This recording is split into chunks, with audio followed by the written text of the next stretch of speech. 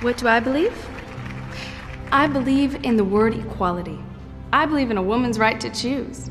Choose what? Well, snow cone, if that's what she's in the mood for.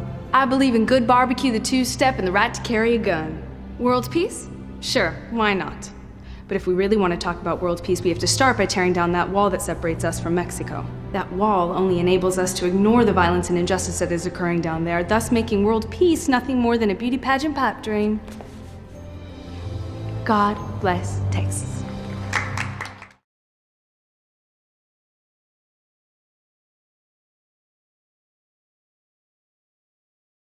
Not to mention the pay gap, the deep disparity between wages between men and women doing the same jobs, and the lifespan that we have. These are institutions that have been needed to be challenged, overturned. Now is the time where we're starting to realize the damage done by these antiquated institutions and outdated norms of protecting the status quo that hurts women and underserves women and underrepresents us in a major way.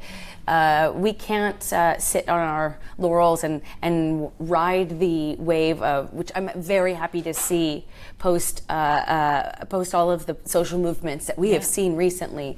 I've noticed in my own life, the effects of such a dramatic and inspiring climate change in the cultural conversation, the collective conversation that we're having regarding this outdated system that needs to really be overturned. And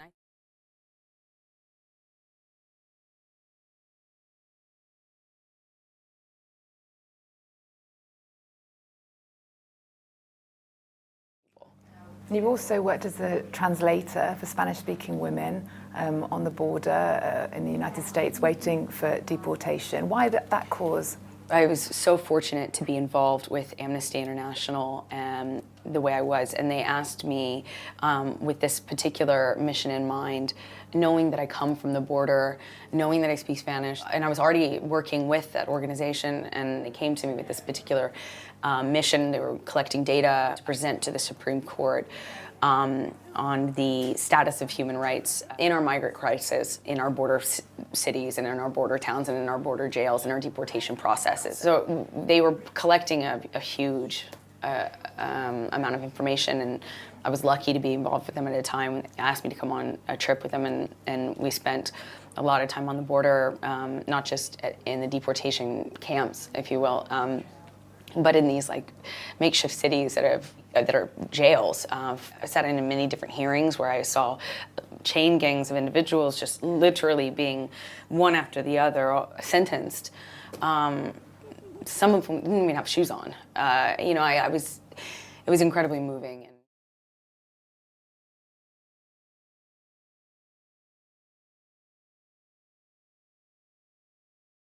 For widows and their young children, and we sat down with a group of women who were meeting with a mental health professional provided by SAMS to talk about PTSD and ways to not only combat the side effects of PTSD, but also to kind of confront the social and internal stigma that surrounds getting mental health care of whatever kind.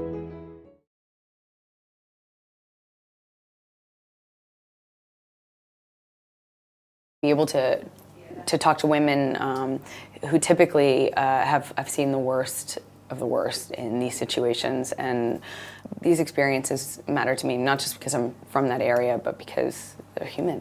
Well, there's extreme hardship that these people already face by the time they find themselves here. There's so much life here, you know. You go into their homes, into their tents, and they're eager to share what they have. Everyone here is brimming with life and what appears to be hope when asked.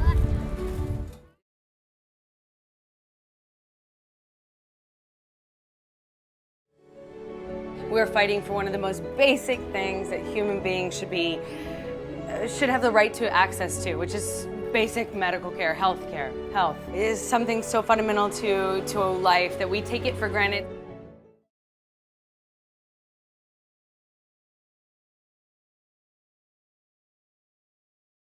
And to see some of the stories and the policies change so quickly in the wake of these movements, and when I compare it to what I experienced 2 years ago, it is thrilling and inspiring. Now it's our job, I think, as women, to make sure it lasts.